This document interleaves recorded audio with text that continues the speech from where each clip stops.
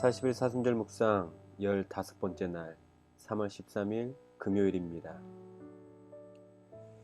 예수님은 스스로 죄인의 모습을 가지고 거룩을 버리셨습니다.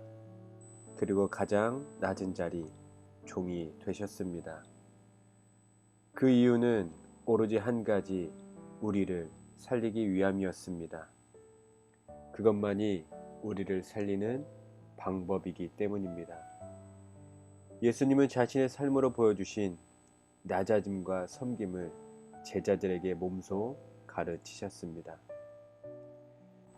예수님이 잡히시기 전날 유월절 식사를 할 때 갑자기 주님이 겉옷을 벗고 수건을 허리에 두르신 후 대야에 물을 떠서 제자들의 발을 씻기셨습니다. 유월절 전에 예수께서 자기가 세상을 떠나 아버지께로 돌아가실 때가 이른 줄 아시고 세상에 있는 자기 사람들을 사랑하시되 끝까지 사랑하시니라.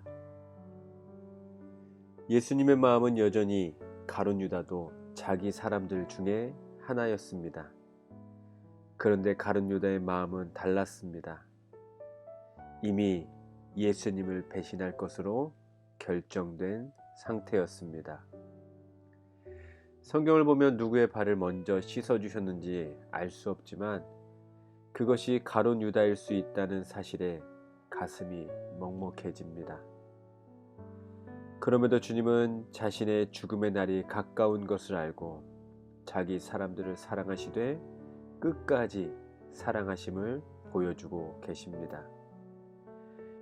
이제 주님의 마음을 표현할 수 있는 시간은 지금밖에 없음을 아셨기에 예수님은 제자들의 발을 씻기며 그들의 마음을 씻기신 것입니다.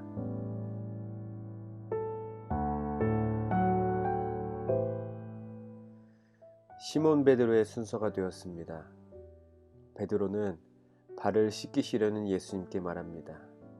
내 발을 절대로 씻지 못하십니다. 발을 보이는 것은 자신의 수치를 드러내는 것이었습니다.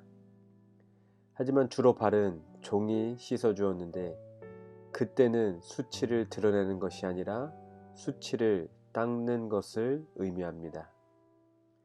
그러므로 닦는 자가 수치를 당하는 것이고 종으로서 섬기는 행위였습니다. 그래서 베드로는 예수님이 그 행위를 하는 것을 거절했던 것입니다. 그 같은 반응의 예수님은 베드로에게 말합니다. 내가 너를 씻어주지 아니하면 내가 너와 상관이 없다. 그러자 베드로는 화들짝 놀라며 내 발뿐 아니라 손과 머리도 씻어달라고 말합니다.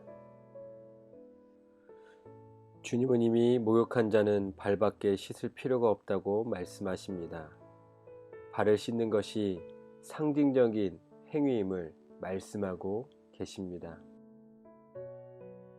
주님은 제자들의 발을 씻기시면서 제자들에게 하고 싶었던 말씀은 이것이었습니다.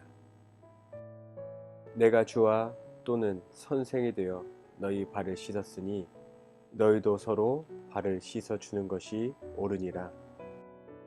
내가 너에게 행한 것 같이 너희도 행하게 하려 하여 오늘 보였노라. 주님이시고 선생이신 예수님이 스스로 종이 되어 제자들의 수치를 품어주시겠다는 뜻을 전하고 계십니다.